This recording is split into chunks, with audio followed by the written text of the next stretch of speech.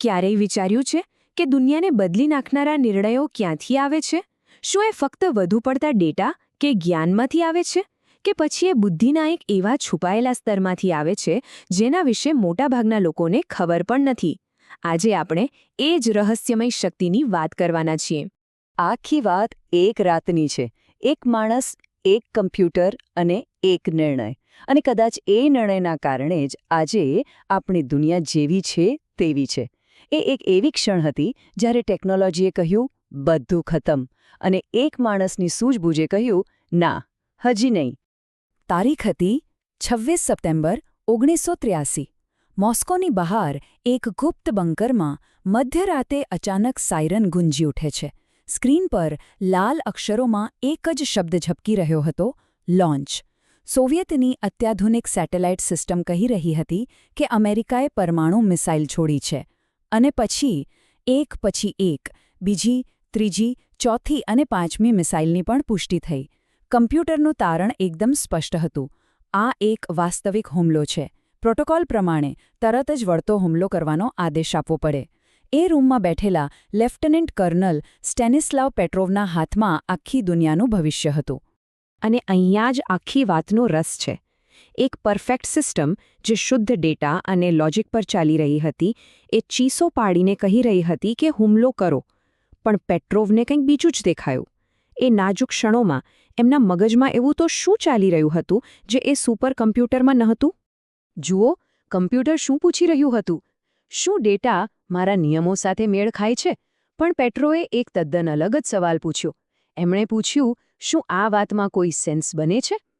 એમનો તર્ક એવો હતો કે જો કોઈ દેશ પરમાણુ યુદ્ધ શરૂ કરતો હોય તો એ શું ખાલી 5 મિસાઇલ મોકલશે? ના, એ તો સેંકડો મોકલશે, જેથી સામા પક્ષને જવાબ આપવાનો મોકો જ ન મળે.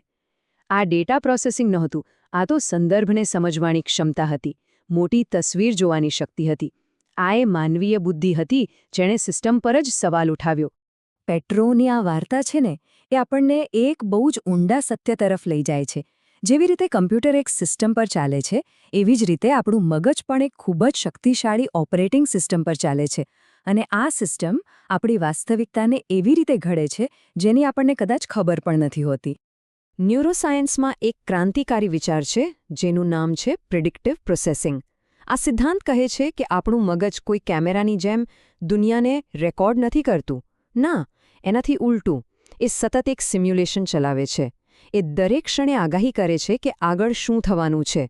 અને આપણી આંખો, કાન, નાક જેવી ઇન્દ્રિયોનો ઉપયોગ ફક્ત એ ચેક કરવા માટે કરે છે કે એની આગાહી સાચી હતી કે ખોટી. આ વાત કેટલી પાવરફુલ છે એ સમજવા માટે ચાલો હોલો માસ્ક ઇલ્યુઝનનું ઉદાહરણ લઈએ. જો કોઈ માસ્કની પાછળની અંદર ખાડાવાળી બાજુને જોવામાં આવે તો પણ આપણું મગજ આપણને એ બહારની તરફ ઉપસેલો ચહેરો જ દેખાડે છે. કેમ? કારણ કે મગજે હજારો ચહેરા જોયા છે અને એનું મોડેલ કહે છે કે ચહેરા તો બહારની તરફ ઉપસેલા જ હોય.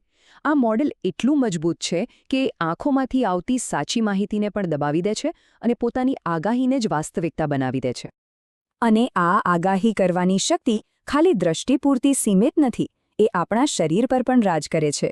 મગજ ક્યારેક એવો દુખાવો પણ પેદા કરી શકે છે જ્યાં કોઈ ઈજા જ નથી.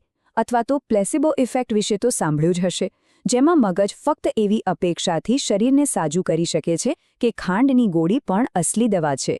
આપણું મગજ પોતાની વાર્તાને સાચી સાબિત કરવા માટે કંઈ પણ કરી શકે છે.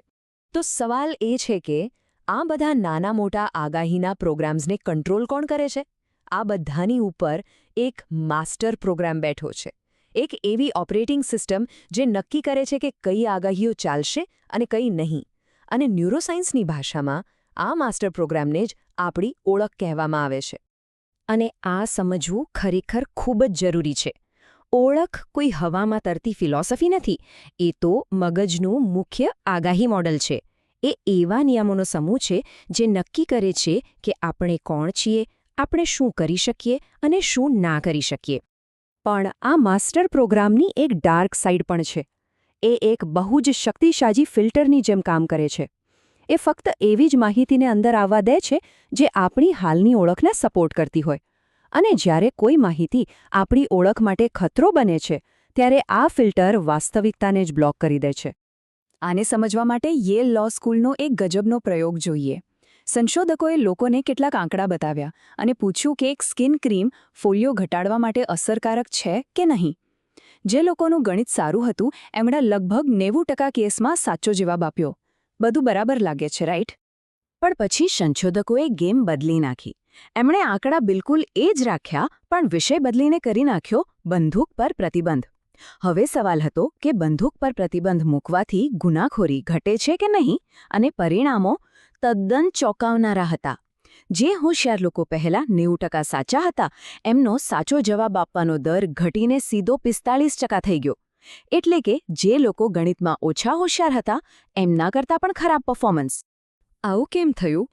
કારણ બહુ સીધું સાધું પણ ચોંકાવનારું છે. સમસ્યા ગણિતની નહોતી, સમસ્યા ઓળખની હતી. જેવો વિષય રાજકીય બન્યો કે તરત જ એમનું મગજ ગણિતશાસ્ત્રી મટીને વકીલ બની ગયો.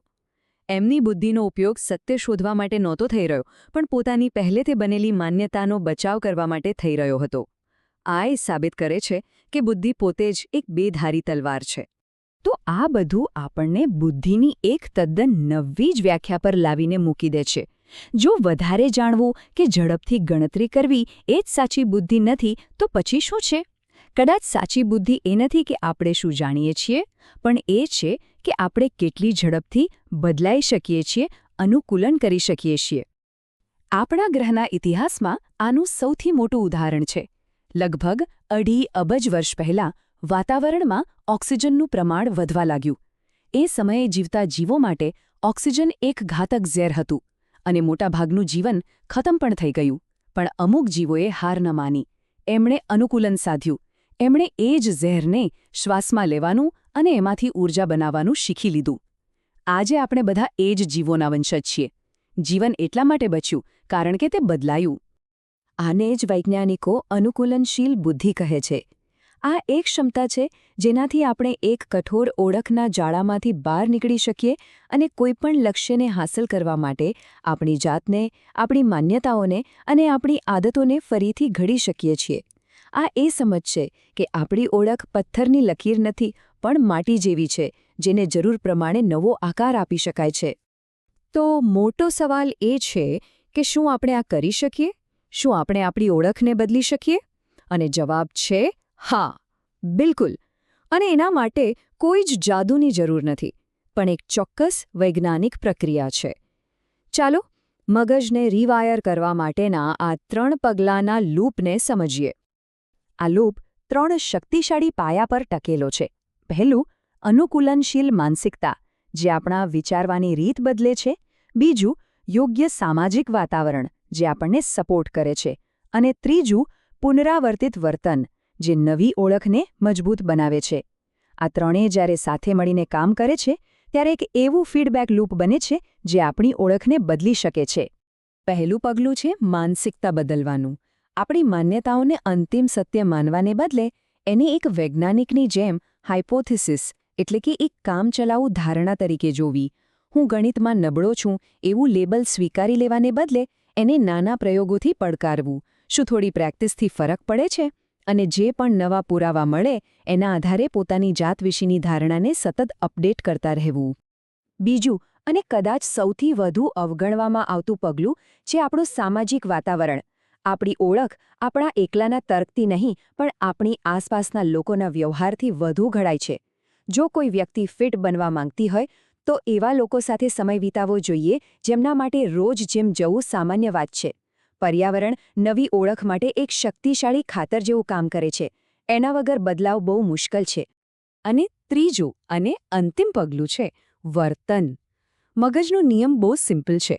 હું જે વારંવાર કરું છું તે જ હું છું. આને સેલ્ફ પરસેપ્શન થિયરી કહેવાય છે. આનો અર્થ એ છે કે ઓળખ અંદરથી મળતી નથી, પણ બહારના વર્તન પરથી તારવવામાં આવે છે. એટલે કે જે વ્યક્તિ બનવું હોય એ રીતે વર્તન કરવાનું શરૂ કરી દો. ધીમે ધીમે મગજ એ નવી ઓળખને સ્વીકારી લેશે. યાદ રાખો, ક્રિયા વિચાર કરતાં વધુ શક્તિશાળી છે.